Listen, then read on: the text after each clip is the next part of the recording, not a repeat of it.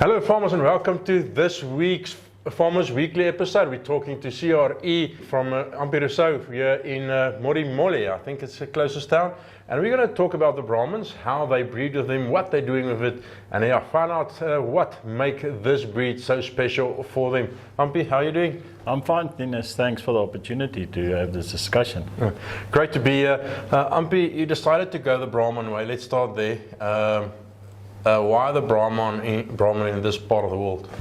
Yeah, Dennis, I think mainly the reason for farming with Brahman is because of the area that we farm in. It's a very rough, sour field, rockiest, mountainous area, and we needed animals that are tough and adaptable. And I think the Brahman has proven them over the years that they are an adaptable breed. They adapt in a sense, and if you only think about vegetation, they will browse, they will eat grass, whatever is available. And we've seen throughout the years, even though we've had droughts or in years where we had good rains, they are adaptable. I think one of their biggest characteristics is their adaptability. So that's the main reason why we decided to farm with the Brahman. Your breeding strategy plan and your way of thinking, the type of Brahman that you want to farm here. You're currently using phase C and phase D testing to make sure that you know what you're doing, know where you're going. But what's your philosophy and where you're going with the Brahman in your mind? Dennis, I think the first thing is we decided on a medium frame animal. We obviously don't want to go too big or too small, but we're looking at breeding medium frame, especially when it comes to the bulls that can walk easily, bulls that are adaptable, and that's why we do the phase testing, is to find out which bulls actually adapt the best, which bulls can utilize the feed intake to the optimum, and eventually we want to get to beef. I mean, we're in the business to breed beef. We want to breed beefy bulls, but bulls, it's very important for us that they can walk easily, especially in this terrain that we've got here. So we started with the phase C and D testing about 5-6 years ago. And we've identified bulls within the herd that definitely do better than other bulls. And we are now in a phase where we actually start using our own bulls in the herd, because we can see what the performance is like. So for us, performance testing is very important. And it also helps us in the sense if we look at the female side, we also want to breed a feminine type medium frame animal that can also adapt here, and obviously we look at good milk qualities. But in this area, an average type hardy type of cow that wedges well and walks well, and the udder and the teats needs to be near perfect, because there's a lot of waste time goes into managing that kind of thing. So I think through the testing it just becomes more predictable on where you're going and what you're doing. But there's no sense in testing and not utilizing those figures and understanding those figures and then actually implement that into your breed. Yeah, we walked through some of your young bulls today. And a few stood out for me. I mean, I think 23, 40 and 42 and 52, and I might be missing one or two as well. But mainly coming from two bulls that you used in the last season, or the last 2 seasons. These 2 bulls, General as you call the one, really breeds nice bulls, but we saw his heifers as well today.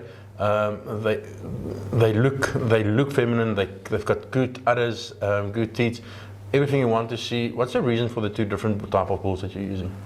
Yeah, as you mentioned, our main 2 herd size at the moment is Romeo, which is the WRR 18.6, which comes from a Royal Salute line, which we bought a few years ago and introduced into the herd. We've registered over 100 calves from that bull. The reason being that we had a small to medium frame cows, and we wanted to increase the size a little bit. That's why we went for the more muscular, bigger type of bull. But we've realized also now in having those heifers that are slightly, bigger than the ones that we used to have, we need to now scale down a little bit. And Generaal, which is a GDF 2003 bull, is a medium, early mature type of bull.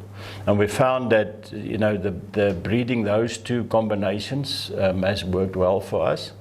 We're lucky in a sense in the herd that we've never had problems with feet and hoofs in the herd, because we've focused a lot on it over the last few years. And we had a bull by the name of DB 1512 that we used a few years ago that helped us a lot in that. So, but yeah, the thinking is that, sometimes, but it's not only through the phenotype, we need the genotype, you need to use all these things in combination to get the right. And we're still learning, and we'll learn forever in terms of breeding, because we ever get surprised by it. But it's an exciting time, and we found that special breeding program, if you want to call it that, is working well for us. You're part of the breeds board at the moment. The future of the breed, are you guys optimistic the way you said? Yes, we've got challenges in terms of foot and mouth and economic pressure, both within agriculture, but also from outside, and international issues. But where do you see the breed going in the future? Do you still see there's a place for the Brahman in the commercial herds? Yeah, I think first of all, I'm fortunate to be involved in a phase where the council actually works quite well. We've got guys on the council that are young. We've got guys that we know we need to do the job, and we're there for the Brahman and the breed itself, not for any other reasons. And obviously, our main focus this year, if I want to call it that, from a promotional side of things, is that we focus on crossbreeding, especially, and we focus a lot on the up-and-coming farmer. So that's where our focus is for this year, and it's been for a few years. So we talk about the complete breed, and we forever using and trying to promote the traits of the Brahman, which there is a lot of adaptability and meat quality, and you can carry on about that. But crossbreeding being one of the most important features, if you want to call it, or traits for that reason. But yeah, I mean, we encourage our breeders to do performance testing, because that's just going to take us forward in leaps and bounds. We also do meat quality. We do a lot of testing. Every time we have a phase C or a phase D a test that finish, we try and get some of those carcasses. We've done 3 or 4 of these tests already, and it's proven that the meat quality is definitely superior of the pure Brahmans. So we're still in a phase, and we're still learning a lot, and there's still a lot of testing to be done, but at least I think we're going in the right direction. And as a breed, I mean, it's a breed that's proven itself throughout Africa, and it's here to stay, and we're proud of the breed. Yeah, throughout the world, actually, if you think about it. Lastly, I touched on it earlier, foot and mouth really becoming quite a problem. You guys cancelled your on-site Brahman nationals. I think a lot of people have a lot of respect for doing that, because a lot of effort already went into planning that, a lot of money went into that. So a big decision by the council to they say, listen, this is not a safe option for us anymore. Do you think we are taking it serious enough in South Africa? Do you think we as farmers are taking enough responsibility in managing foot and mouth? Yeah, Tinus, I definitely think we do. We some of our partners, unfortunately, I don't know if they don't think it's serious enough or what the situation is, but we're trying to get there through learning and helping them and all that.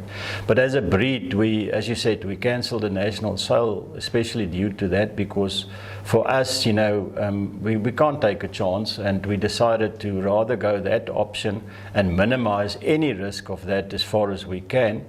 And it was a difficult decision to take, but I mean, at the end of the day, I think we took the right decision. It's not always about money. Sometimes you need to look at the future, sometimes you need to look at feasibility and the rest of the time.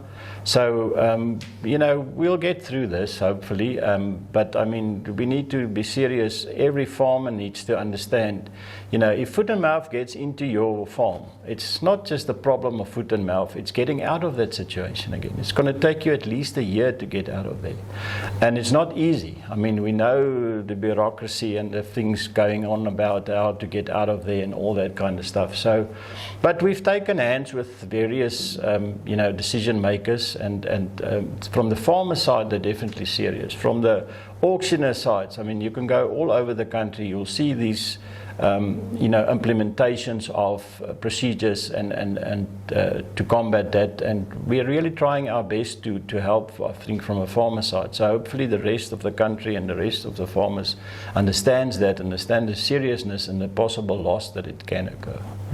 Ampie, thank you so much for your time. Good luck. I know you've got an auction coming up, but I had a quick look at the efforts. They're looking good. Yeah, so good luck for your auction coming up. Thanks, Dennis.